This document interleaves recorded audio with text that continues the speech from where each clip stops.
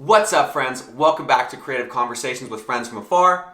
Today is going to be a little bit different. I know this is a creative channel, but in light of everything that's been going on with COVID-19, coronavirus, we wanted to reach out to you, the community, and answer your questions about what to do with this quarantine, what to do with isolation, how to get through this. So, we have my dear friend Calin Charles. Calin is not only an awesome photographer, but he's also a certified Canadian counselor. So we took your questions, we discussed them, answered some of them. We've got some tactics we can give you or some different things you can try.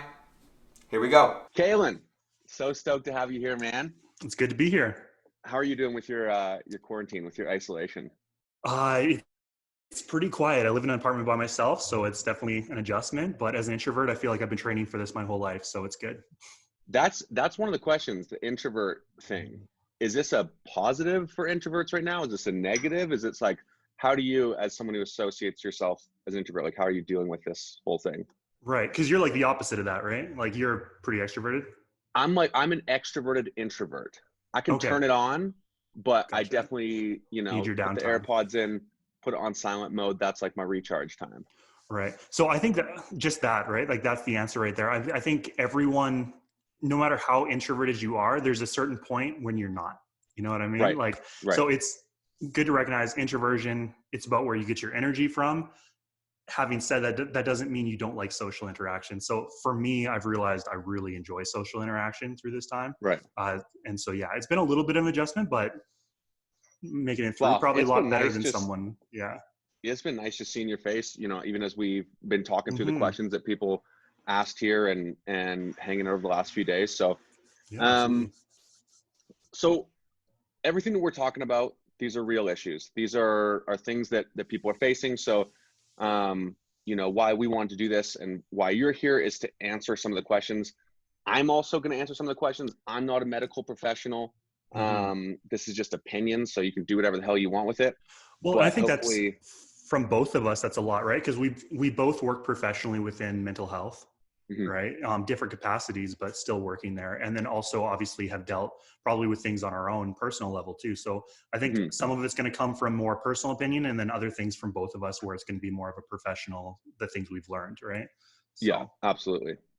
Well, going straight into it here, how to show up for people struggling with mental health. And for context for everybody, sorry, we sourced out to the community and said, what are you dealing with right now with self-isolation, with the quarantine, with COVID-19, with coronavirus, whatever you want to title it. And these were kind of the collective mindset, or these were the collective answers that seem to have a pattern. So right. number one was how to show up for people struggling with mental health.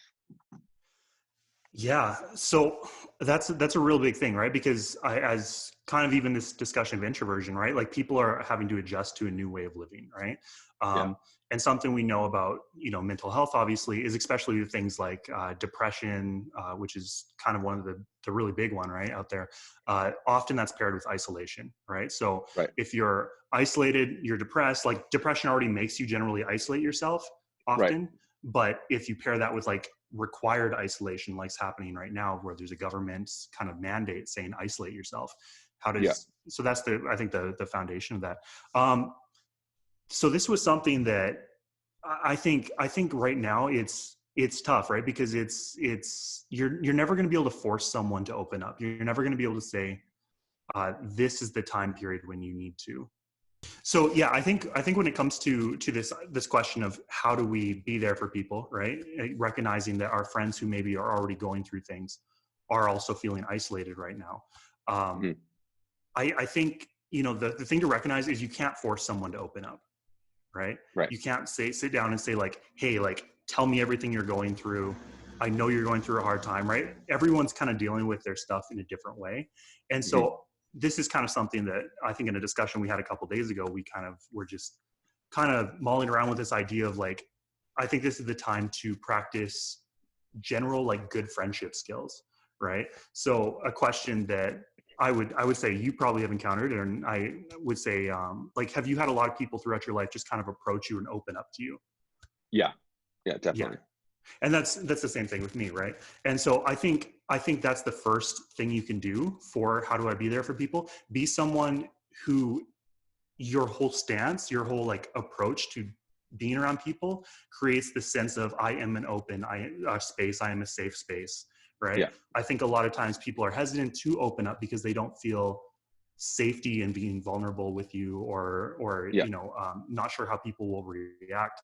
But I think if you just be there for the person and show that like, hey, I'm here, I'm present, I'm a safe space, that can look a lot of different ways. I think that can be a phone conversation, that can be you reaching out saying, hey, what's up, how are you doing? That can be online gaming together, right? Like I think there's so many different ways. What do you think about that? I totally agree, man. I think meeting people where they're at, like you just said, it was a great point. So whether it's online gaming or whether it's FaceTime or a meeting like this or whatever that may be, I think the two biggest things that I've noticed, at least in my own life with communication and friendship, is number one, be interested, not interesting. You know, when you ask someone how they are, shut up and listen, right? Give them a chance to answer. Don't listen to them to answer. Listen to them to listen and absorb what they're saying and steep in it, and then answer based on that. And what I mean by be interested, not interesting, is ask them questions about them, right? Let them open up, let them get comfortable. This is not, you're not using some kind of weird tactic to like get in. I'm just like referring more so. Trick. Yeah. And I think people are referring more so to friends that are less vulnerable or that aren't as comfortable asking or reaching out, and you know, or you assume that something's wrong with them and you kind of want to get to the bottom of it. So ask them, don't talk about yourself, number one. And number two, find common ground. If they're your friend, you're going to know what they're interested in, right? You and I are photographers, videographers, creatives. Not hard for us to find common ground. If you've got a friend that you're reaching out to and you know that they're into cars, ask them about cars. You know, ask them, hey, what does this look like for you right now? Are you able to go for drives or whatever that is? Because if you hit a passion point for them, they're going to open up. And then at that point, once you're both comfortable, I think then you can communicate. There's no real right or wrong answer for this. Right. Well, and just to expand, if I can, on what you're saying, I think one really important thing, like you said, like be interested, ask questions about them. But, you know, I think there's a big difference between coming to someone and being like, hey, like, you know, you doing good? That question versus like, tell me how you're doing with all this, right? Like the difference between a closed-ended question and an open-ended question. I think a lot of times when we approach these kind of uncomfortable conversations, especially surrounding like, how is our friend mental health doing? Like those things that we often don't feel comfortable about. We ask questions that close the conversation off.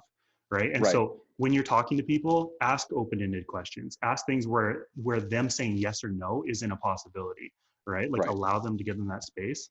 And like you said, like a lot of people aren't necessarily comfortable. I think we encounter that a lot with guys, right? Because a lot of us have like, I think sometimes the emotional maturity of like a peanut or something like that, right? Like, I mean, it is 2020. I'd like to think that that's getting a little better, but I fully agree. It is, but it's still there, right? But you also see that with girls, right? Where there's so many girls that are like, I'm the strong one of my friends. I'm the strong one of the group, right? I don't have the issues. And so just again, being there, I think being present. Bottom line, this is what I always say, like healthy relationships are healthy, right? Like it sounds super dumb to say, but like even when you look at things like counseling and all that, which can provide insight and super helpful, when you look at like the majority of impact that a counseling session happens, it doesn't come from the things I say in session, it doesn't come from random stuff. Like a lot of it's from random life stuff, but the most of the effect that a counseling session has is the positive relationship between a client and their therapist. So like bottom line, being in a healthy relationship is positive, right? So if you can provide that, it's going to help your friends. So if I'm understanding correctly, you're telling me that based on your experience with all the counseling that you've done and all the clients that you've had, by you just listening and letting them talk, they're not benefiting from the things that you're telling them primarily. They're benefiting from their comfort or comfortability to be able to be open and just talk to you. Yeah, absolutely. And not just my experience, like that's actually like research. Okay, that's huge. So, I think like if we could like pinpoint it into one thing, just be authentic and yeah, that's great. Okay, sweet. How do we cope with hopelessness based around uncertainty? So a lot of the questions were asked more so specifically job-wise.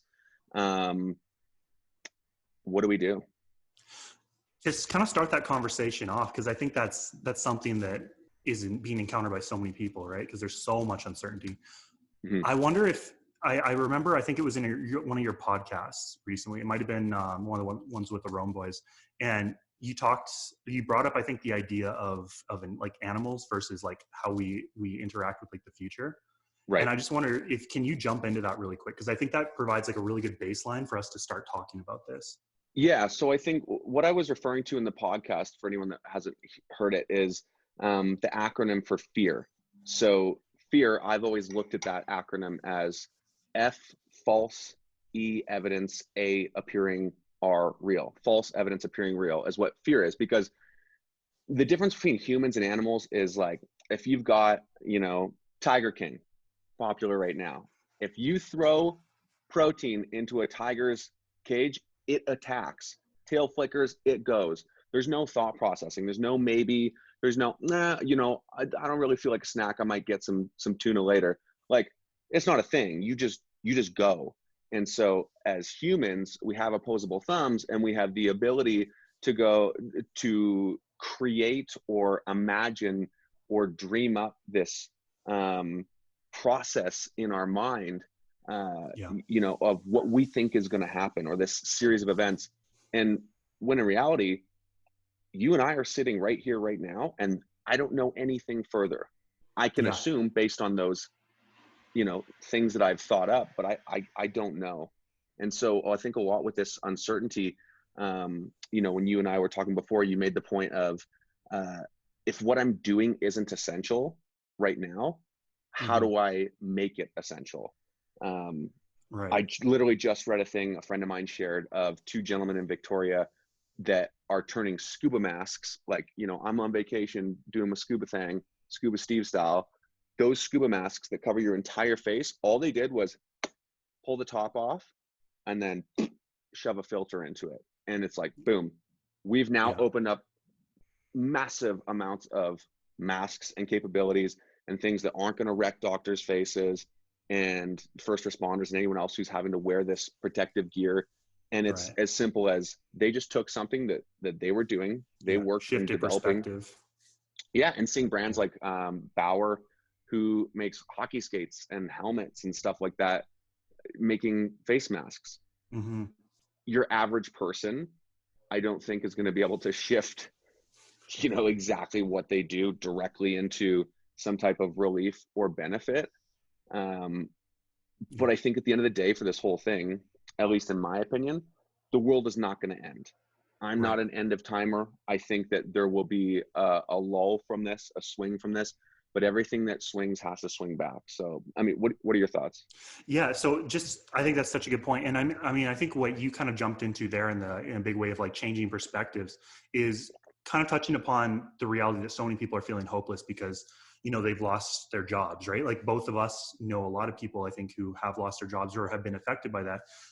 Obviously you with media, that's slowed down some of your gigs going on. Mm-hmm. And even I think with the nature of my job, there's some things maybe coming into question about like, the future of that, what that looks like, right? Because everything is changing. And so I think that's a really good point. And that was something, we had that conversation. I've had conversations with my friends, and that's so important, right? To have that question of like, how do I shift my perspective and see like, okay, maybe I'm being affected by this and this is making me feel hopeless, but like, how do I shift my perspective to see how like I can overcome this? And so I think something really, really big with all of this stuff is recognizing that, and this has been my experience, and I'm just going to throw out like random numbers here, but I feel like when big events happen, right? And this could be, COVID-19, this could be a death in the family, this could be losing a job, this could be whatever, right? When big events like that happen, I think our sense of hopelessness, our sense of feeling overwhelmed and out of control, it comes maybe 30% from the actual event. And I'd say like 70% of that like stress and anxiety we're experiencing is from the uncertainty surrounding it, right? And so I think a really big focus right now for a lot of people who are maybe in the sense of like hopelessness, because it's really easy to feel that way, right? I mean, small things happen and we feel that way, right? Maybe we go somewhere and we've been booking a trip and all of a sudden we get there and there's these massive other expenses we didn't expect, right? There's this moment like, oh, I'm hopeless, my trip's ruined, right? That's a small microcosm of what's happening right now. But just that ability to like step back, kind of like you pointed out, as humans, like we focus on the future, right? But step back and say, okay, how do I go back to the drawing board, right? Like, how do I, I can't change that this has happened and it sucks that it happened, but how do I create a new plan? How do I create a new future plan, a new life thing, right? So I think that's super important, because I think often as human beings, we're people that need plans, right? I think it's really positive to live in the present, and not focus too much on the future as much, right? Like take those moments, be present and everything. I think that's healthy mentally.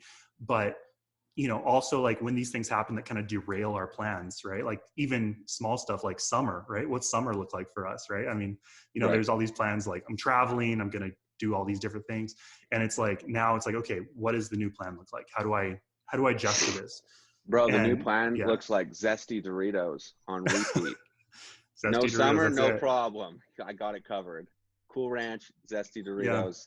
That's my summer. We're good. We're going to be okay. We'll get through it. We're good. Snacks. I totally, I absolutely agree with what you're saying. I think something tangible that people can take from this is brainstorm. Jump on a meeting like this with a bunch of your friends. Get on the House Party app or Zoom Room or Skype or Google Hangouts or FaceTime, whatever, and talk to your friends. This is the first time I think that there's a global response to something in our lifetime. Really, really crappy things happen. The Australian fires just happened, but that's so acute. It's in Australia, so we can't feel that pain. If you're somebody who's empathetic, maybe you can feel that somewhat, but for us, a lot of times it's not directly affecting us. And so this is the first time where it doesn't matter where you are. It doesn't matter what your status is. This is directly affecting you. And so biggest takeaway from that is you're not alone. Number one, not to take away from what you're feeling, but you are not alone. And number two, the collective mind, getting together with people, brainstorming. Maybe if you stop running around like everything's on fire and go, okay, how can I stop being screwed by this? And how can I become a screw that fastens, the foundation together and gets the ball rolling? I like that metaphor. That's solid. How do I stop being screwed? How do I become a screw? How do I become a screwer? Quick before we move on, just the one final thought about that. I think that's so important. And I mean, I think that's so much of, so there's these two concepts we talk about in psych, and one is called external locus of control. The other is internal locus of control. And what it means is like, if you're someone with an external locus of control, it's often looking at external events and saying, these external events are out of my control and they're impacting my life and I have no control over my life because it's some other thing, right? So right now, maybe that's the pandemic, right? Trying to have that shift of saying, okay, like you said, like get together. How can I take back control? How do I have an internal locus of control where I say, okay, I can't control that there's a pandemic right now, but what can I control, right? What I can control right now is I can, continue to reach out to my friends, right? I can make a plan. I can learn new skills. I can try to structure my day to offset this like imbalance of, what life has become. How do I still get exercise, right? That positively impacts my mental health. How do I, avoid foods that are high in like trans fats and processed sugars, right? Because that affects my mental health. How do I, do all that kind of stuff? And so recognizing like there are things within our control, and just put down the phone, stop checking on the news every 5 minutes, right? Say, what are the things I can have control over right now to better my life, right? So that shift. I think if the focus starts being on what are the small steps I can take, I think there's going to be a lot of reduction in hopelessness. Right. Well, I totally agree. And I think right now is a great time, or possibly the worst time in history for procrastinators, because you are on the chopping block. All the stuff you've been pushing off to the side, now is the time to do it. And there is an interesting conversation you can have as well around how do we sympathize and empathize and help the people that are being affected by this. People are dying. Right, it's terrible. People are very, very sick. the economy is hurting. I'm not negating that by any means. I'm not saying turn a blind eye to that. I am saying take the best of what you've got and do something positive with it. Do something results and key task oriented. And in the context of jobs right now, maybe that doesn't make you a red cent today or tomorrow. But if you're doing something in the context of work to work towards the future, you are going to thank yourself in 6 months for doing that admin and the accounting and all the stuff that you've been pushing off. So, how do I cope with feeling isolated? So there was a number of questions specifically romantically, in family relationships, and in friendships. Do you want to weigh in on that? Yeah. So I think this is a really interesting time period, and we were having a discussion about this earlier, and I think it's such a period of a blessing in a way for social relationships. And I think we're very much viewing it as the opposite, because we're feeling isolated, we're maybe having to social distance, things like that, or physical distance, right? But I was actually kind of talking about this recently, kind of within my job, and this idea that like there's this unique opportunity right now where everyone is bored out of their minds, right? Everyone is distance, everyone is craving interaction, everyone is, right now, especially for someone that maybe you're wanting to form connections, touch base with people you haven't talked to in a really long time, right? Like that's something I've been really trying to do, is just reach out to people. Like this provides a unique opportunity to allow for those connections to take place. Like I can guarantee you could almost throw a rock, hit someone and be like, hey, let's FaceTime. I want a friend. And they'd be like, yeah, sure. Because everyone's feeling lonely, right? Everyone's feeling isolated. I could say for sure that the last person that I threw a stone at and said, let's FaceTime, turned into a blossoming relationship. And here we are. So I'm glad that rock hit you right in the temporal lobe. It actually didn't hurt that much even. So it was great. Yeah. No, but yeah, I think right now provides that opportunity, right? So again, you're not going to be able to be like right now we're talking, what, you're in Calgary, I'm in like this small town a couple hours away, right? Or you're Cochrane or whatever. And so it's like, we're having this conversation, we're a couple hours away from each other, but we're still able to have that connection, right? And so recognizing like, just because we're physical distancing doesn't mean we have to socially distance. Right. And I want to put importance on FaceTime and seeing each other's faces. I understand that we can't be together physically, and I do not recommend you to do that.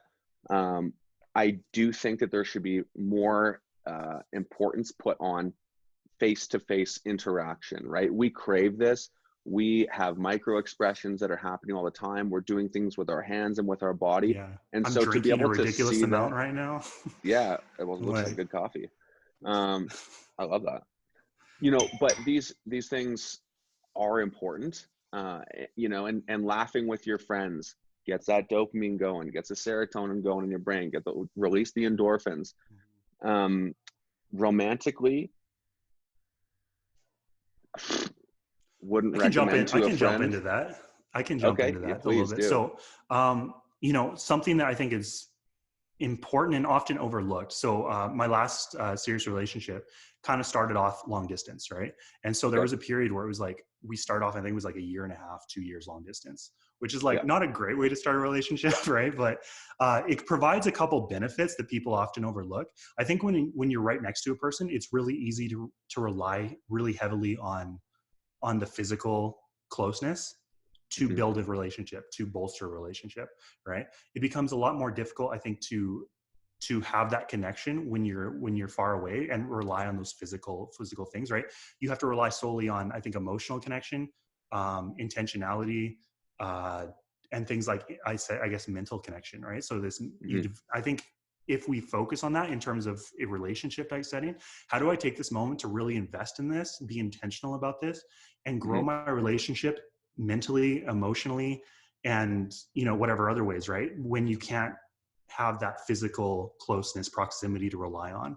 And I think if you do that, and if you're intentional about that during this time, you're actually going to see a really big positive benefit to your relationship, where when you leave here, you're going to be mentally and emotionally further in your relationship, which is actually going to carry you longer than if you were just being close together and relying the physical side of things, right?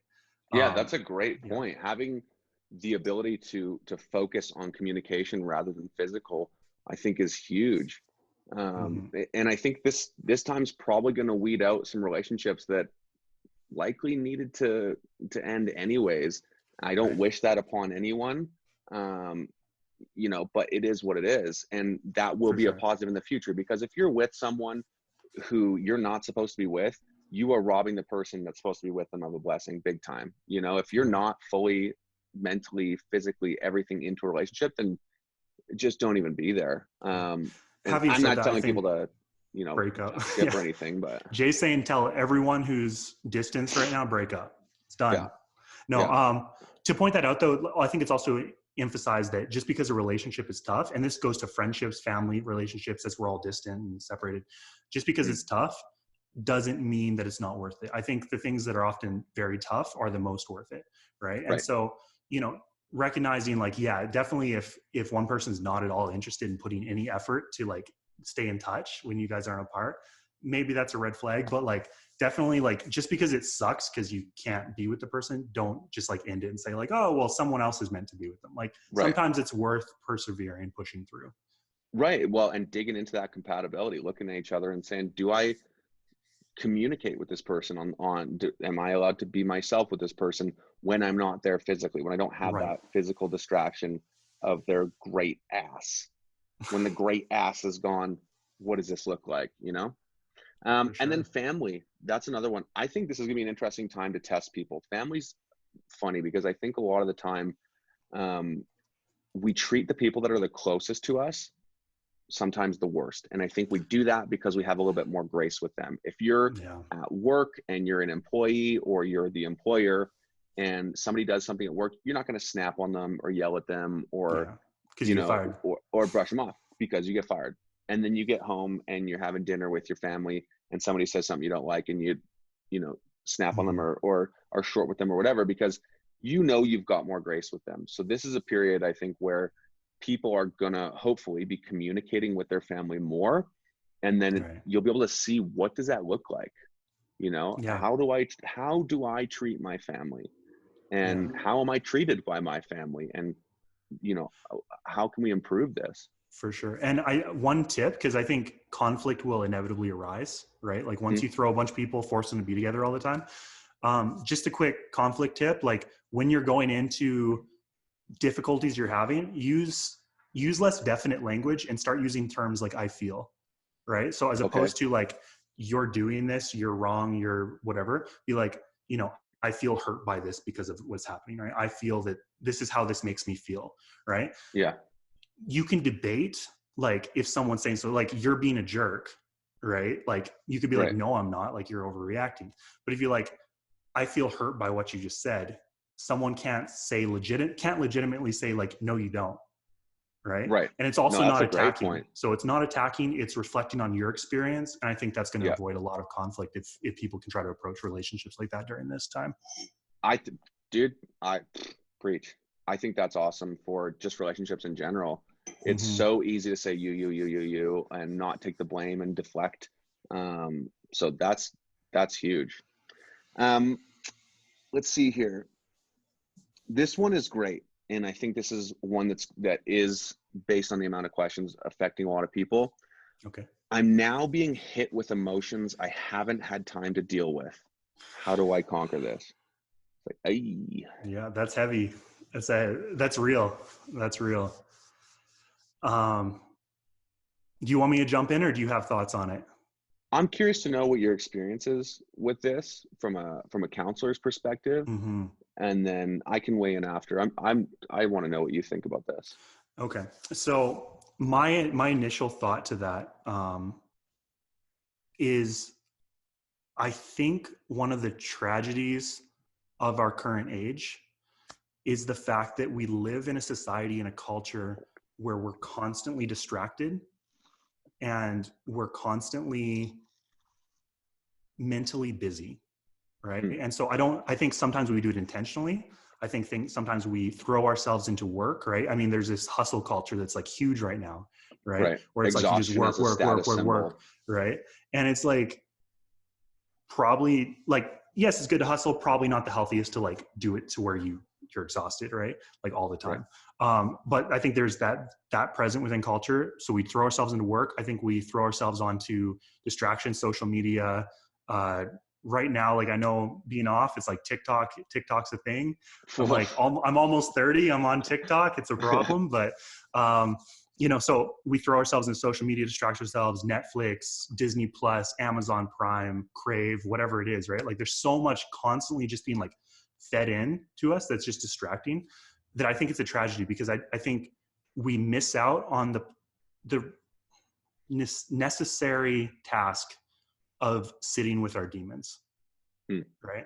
And I think, I'll clarify that a little bit more. I think when we finally step back, and I actually recently did that, and I always tell my clients this, but I recently did this in my own life during some difficult times too, where I was very intentional and saying, I'm going through like a really rough time right now.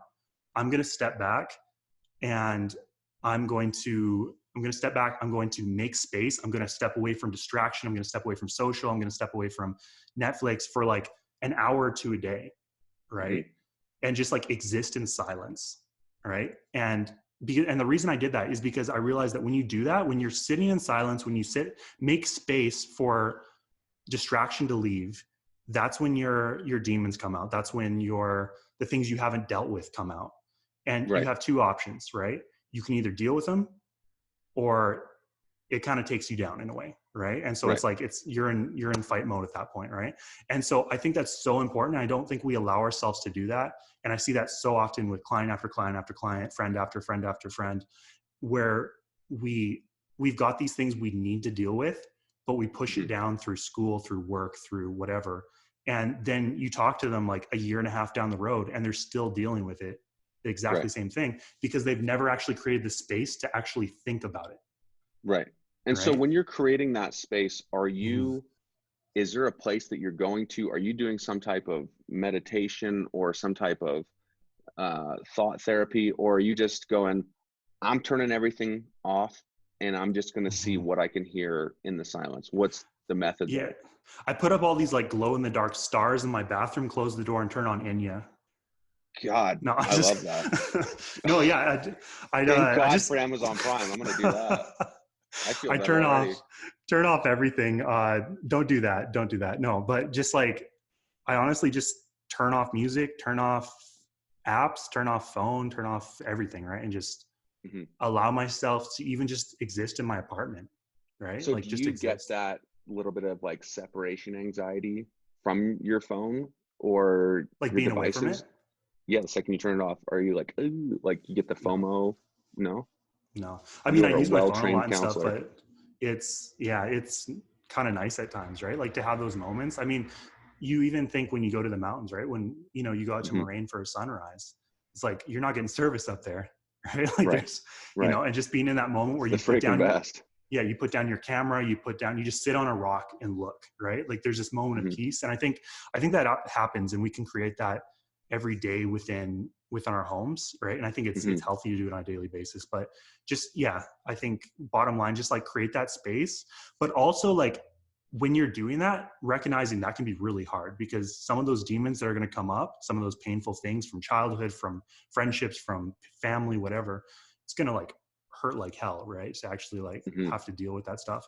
And so I like the idea of like creating an emotional toolkit, right, for those moments. So what are things that you can put in your little toolkit, your little tool belt, that when you go through those hard times, when you have a panic attack, when you have a breakdown, that you can go to and say like, this works, right?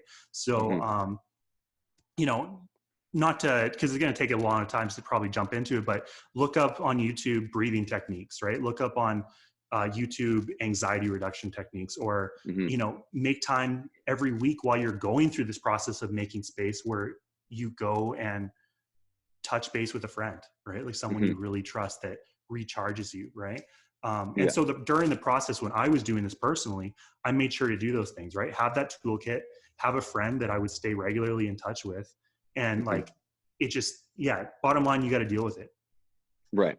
I don't know. What are your thoughts on it? I fully agree. And it sucks, if you have lost a friend or family member, maybe immediately from this event, or maybe it was in the past and you haven't dealt with that, you know, you haven't grieved over that properly, or you lost a loved one, or a relationship ended, or whatever that may be. Again, you know, not enough. We don't want to dig in fully into the emotional toolkit. This is a creative channel, and so we won't get too woo-woo on people. But one thing that for me, I have used throughout my life that's been incredibly effective. There's not even a method, you know, for this, or a name for this, I don't think. But one thing that has helped me as somebody I'm very, very ADHD. Like, my attention is like a bazooka. It's not good. And one thing that's always grounded me, whether I'm feeling anxious or whether I'm, you know, whatever feelings I'm having, is I will sit where I am and just be present and go, okay, I'm going to name 5 things around me that I can see. So if I'm looking in the background, I can see wine bottle, I can see telescope, I can see typewriter, I can see ornament thing, I can see old camera, right? And then I'm going to name 5 things that I can hear. Yeah. Okay. So you're familiar with this. Yeah. Or it's like 4 or 3 or 2 or 1. Yeah. Yeah, exactly. Yeah. So you name 5 things that you can hear. And when you actually stop and you're like, what can I actually hear? And now it's like, oh, there's a lot happening around you. And then name 5 things that I can smell. And then again, it'll happen. You could smell the metal from this desk. You can smell the couch or whatever it is. And then you go through that pyramid. 4 things. Yeah. All your sensories. 3 things, 2 things, 1 thing. And I guarantee you, 100% promise you, that if you do that, you will have forgotten about that little idea, the fear of what it is that's driving you bonkers. You simply cannot be thinking about that when you're thinking about every other sensory that you have. And I think this is a great way for people to do something like that without getting too you know, woo-woo, if you want to call it that. Too overwhelmed, right? Yeah, that's such a good point. And you can look so many different ways. That's a great one. If you have a cat or a dog that calms you down, like when you're thinking about this stuff, like pick up a dog, get a puppy, get a dog, get a cat, whatever, just like pet it while you're like dealing with the stuff in your head, right? Like while you're processing through it. Or even beyond that, if you don't want to like directly just sit and be like, I want to just like sit here and think about all the negative stuff, right? Like pick up a piece of paper, do a painting that depicts how you're feeling, draw something. You know, I imagine, because you obviously are a past musician, right? So I imagine you, and I know I definitely used to do this as someone that would write songs or write poetry, right? Like things that you can process through. Write or listen, you know? Right. Yeah, absolutely. Everyone's got that hype playlist. We've all got it. Yeah. As long as the listening is not a way to either distract from it or force ourselves to like exist in it without coming out, right? I think a lot of times we can do that too. But yeah, if you want to have a good big fat cry, just listen to a Louis Capaldi album. There we go. Yeah, good to go. Emotions are flowing. But bottom line, like just find ways to express that, and that can be through artistic means, that can be through talking to someone, that can be through processing through it on your own, and having those emotional kind of little toolkits you can go to. Yeah, absolutely. I totally agree. What does this mean for my degree? Yikes. Okay. So this, I guess, is a little different, right? Because you kind of went more jump into just straight work, right? That was kind of more your I had a stint with Postsecondary. I don't have a degree. I'm familiar with it. I had, like I said, gone to Postsecondary, but didn't complete it for personal reasons. I was playing music at the time, and we shipped off and toured the country, kind of thing. It's an interesting landscape. People are unable to do their practicum. They're unable to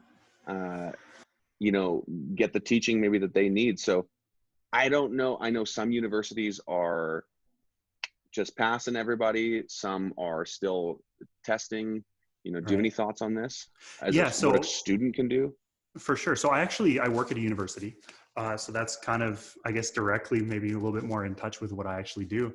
I would say, like, the frustrating thing for all of this is bottom line, we can't control it, right? Which goes back to that locus of control, external locus of control, internal locus of control, right? So I say the best way to start is asking yourself, like, what things do I have control over, right? Right. Right now, the things Right. you have control over is showing up for your Zoom sessions where your class is happening, right? So not allowing this time to be something where you're just like, you know what, I'm not in classes, I'm not on campus, I'm going to just game all day, right? And not show up to class anymore, right? So continue to do those things. I think that's positive. I think a big area where people are concerned is things like clinicals, practicums, a lot of those things which maybe they need to complete for their degree that they're not able to now, and that's pushing it back. And this goes back, I think, into the fact that we're planners, right? We have these ideas of what we want our life to look like. We have this track that we've laid out to get there.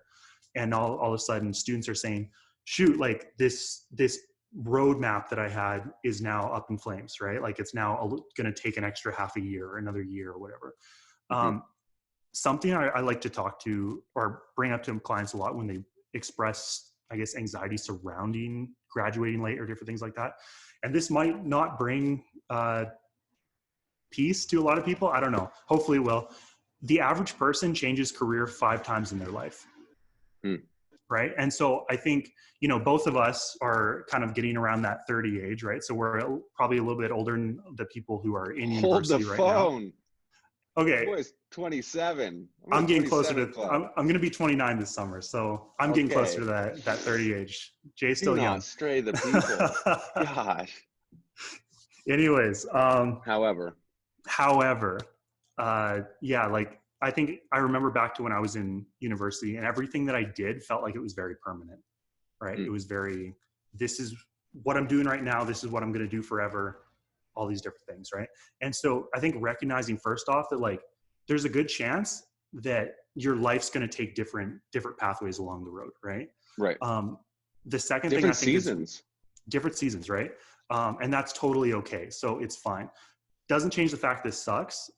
But to jump on like the Gary Vee train, right? Where he talks about like, he's like, you know, eat crap until you're 40, right? Like bottom line, like if you're like 19 years old, if you're 21 years old and your degree is going to be extended another 5 months, 6 months, like I know it, not to discredit from the fact that this is unfortunate, but recognizing like you're young, like there's a lot of time. Right? You've got a lot of time to figure this stuff out. In the grand scheme of life, this isn't going to affect your life trajectory, right? You're still going to get to where you want to go. You're still going to do those things. And in the meantime, recognizing that, saying like allowing yourself to give yourself a break and say, you know what, it's okay if I start the next step of my life 6 months later. That's okay. Right? In addition to that, then ask yourself, what can I be doing right now? If I can't do summer classes this summer to graduate on time, you know, what can I be doing? Can I, you know, something I've been wanting to challenge myself on. I think I heard you saying this as well. I want to get better at video, right? So I do some videography, but I'm definitely much more of a photo guy, right? And so it's like, how do I, in my spare time surrounding work and things like that, how do I invest in learning Premiere better? How do I invest in learning like recording video techniques better, right? How do I get better on my Ronin, like all that kind of stuff. And like utilizing this time to learn new skills, right? Recognizing like, especially if you're in university, you're probably young. You're probably, you know, you got your whole life ahead of you. We all do, right? We're young too. But just how do I utilize this to develop new skills that are going to come in handy at some point? Yeah. Well, and totally to go along with that, if your classes or your course load ended, that doesn't mean that your education has to stop. I'm a very huge proponent of self-education, whether it's in the topic of what you're learning in for your degree or in school or whatever that is, or whatever it is that you're chasing. Get your ass in a book, pick up a physical book, or listen to an audio book, or watch educational videos. Do something that stimulates your brain. And just like, you know, just like reading books and continuing your education, get up early, get in the shower, get dressed. I'm all for self-care, however it is that you do that. If you want to let your freak flag fly and you want to wear, you know, your ugly fuzzy socks, everyone's got a pair. Don't act like you don't. you know, and your dirty t-shirt inside out backwards for 3 days and you don't want to shower, that's cool. But after the third day, get your ass dressed, get up, get ready. I found that extremely effective for myself, of just living my life normally inside my home as if I was out. And connect with your friends early in the morning, right? We as a team at Roam Creative, we are connecting every morning early on FaceTime. And we're doing that because it's holding each of us accountable to be up and doing it. And if you want to have a study session like this, face to face, do it. And if you're one of those students where your school is not playing in your favor, that sucks. But there's nothing you can do about it. That's out of your control. So let's focus on something that is in your control. And like you said, if you're young and you're in courses right now, 100 years from now, it's not going to matter whether you had to do an extra semester or not. And I'm not negating how much that sucks for you. I am putting emphasis on the fact that it's out of your control. Yeah. So do something with what you've got. And I think something that recently someone brought up to me, that the importance of, is having multiple income streams, right? So I think, you know, as someone who's gone through university, as someone who's, you know, gone through, you know, done my bachelor's, done my master's, things like that, I think it's really easy to fall into that mindset of like, oh, once I get my degree, everything's going to be okay. You know, I'm going to have my life track set out for me. I'm going to get a job. I'm going to stay in it. Right. And just the reality that it's, again, sucks right now, but the world we live in, that's not really the case. Right. And so it's always good to have those extra skills that you can monetize and have multiple streams of income coming in. So you're not relying on one thing in case it goes wrong. Right. So I think, again, right now, especially the age we live in, for learning new skills, never been easier. Right. Like anything I want to learn, I can jump on YouTube. I can get a cheap membership to Skillshare. I can do anything like that, learn new skills. I can become a graphic designer. I can become a photographer. I can become, you know, a website designer, right? Develop some of these skills, and depending on how things go, like start throwing it out there, right? Like start finding ways to get those different skill sets, so that, you know what, when you do graduate, like I finished my master's, right? I worked in a clothing shop for like a year after that, just because I couldn't find a job in my field, right? And so like during those times, like recognize, like, yes, it's good to, if you have a dream or a goal you're working towards, get that education, try to get that job, but use this time to develop skill sets so you can have fallback options in the meantime until you achieve that goal. Yeah, no, I think that's a great point.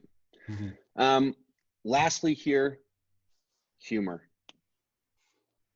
I'm a huge proponent of a good laugh. What do you think, man? Is it okay to laugh right now? Is it okay to make jokes? Is it okay to make jokes at the expense of coronavirus or COVID-19? I'm referring directly to the mass amount of time, love, and passion that's going into meme creation right now. Okay. What do you think? Laugh or no laugh? Joke or no joke? So I definitely jumped on my story today, and maybe this makes me a bad person, but I was like, all right, 2020, like, we get it, April Fools, right? Like, so, you know, it's tough, right? Because we live in a time period where I think you're going to have a lot of different opinions about this, right? And undoubtedly, probably what we say, somebody's going to get upset to some extent, right? About our perspective on that. I think it's okay, personally. I think there's a way to be tasteful about humor, right? And I think humor is a way of often getting through and dealing with really tough times in our life. Something I brought up to you, I guess it was like last week or something, and whenever we were having a conversation, it was the idea that Ring Around the Rosie, right? Like these songs that they made up like super long time ago, right? Ring Around the Rosie, Pocket Full of Posies. Like apparently these things are about like plagues, like the plague, right? Or like, so forever. And actually, I saw a meme about it that brought that forward. Like humans have been making fun of stuff forever. It's not a recent thing where all of a sudden, like all these, you know, Gen Zs and millennials are like, let's make a meme. Like forever, people have been saying like, hey, we need to make like somewhat light about this. Make a song. Make a, you know. I think it's a way to process through pain. I think as long as we're not as long as we're still being serious and like actually being real with ourselves about our current circumstances, I don't think it's wrong to make a joke. Okay, cool. What do I you? fully agree. I think that laughter is the greatest medicine, full on. I think that sharing that and laughing with others and laughing by yourself, I think is the best. There's amazing things that happen for you overall, just mentally, physically, as a whole. I'm 100% a proponent of laughing. My only question would be, if you are in a position where you laugh at something and say somebody doesn't think it's funny, or they don't think that this time right now is the right time for humor, is there a right or wrong way to go about that? Is there something that you can say to that person, or a proper way to deal with that situation based on your experience?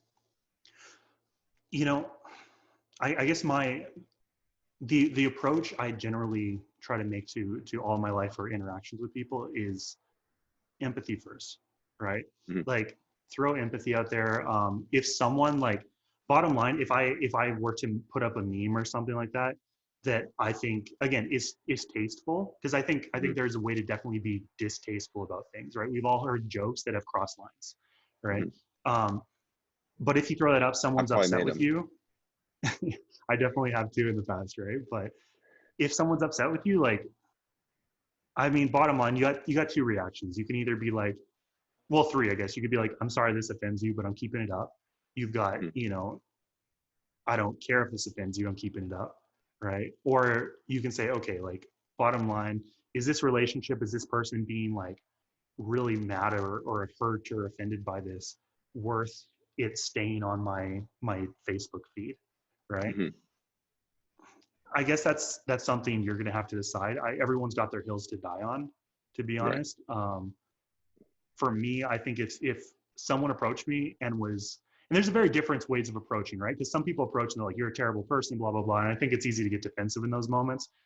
But, I think if someone approached me and was just like, hey, like, this is offensive. This is, maybe I have family members that are affected by it or whatever. And, I'd probably be like, I'm sorry that, and like, take it off, because it's not that deep. Like, I don't know about you, but like, I don't put a lot of my personal sense of self-worth and everything on a meme that I post, right? Like, if it offends people, like, generally I'm like, you know what, like, my bad. I'm sorry that offended you. Like, I can take it down if it's, I don't know. Yeah, no, I think that's great insight. Yeah. I guess to wrap this up before we run out of time here, all in all, is there, what if there were three things that you could say to individuals about how to conquer their quarantine, what would those three things be? Three things. Okay. I'd say number one, I think structure and routine is important, right? I think some level, right? Everyone has different levels of routine they need in their life or they thrive from. But I think even people that are generally like to have their life spontaneous need some level of structure, right? Just to continue on. And that structure could look very disorganized to someone who's actually structured, but something that continues their life in like a forward direction. So I'd say that's really important. The second thing I think I would throw out there would be make time for connection, right? So something I think one of our friends, Scott Backen put up, he put this thing, it was like social distancing, and it was like crossed out social and it physical, right? He wrote physical on it. And I don't know if he made that or whatever, but he posted on his story. And I think that's something that's really important to recognize, is like, just because we're physically distanced doesn't mean that we socially distance from each other, right? Like, keep those connections, have those calls, right? Those are the things that I think are going to keep you in a positive place, right? If you just stay in your apartment alone for like 3 months, 2 months, however long this lasts for, like, it's not going to be positive, right? So continue to foster those friendships, foster those relationships. And I'd say the third one, really just make a lot of memes. No, probably not the third.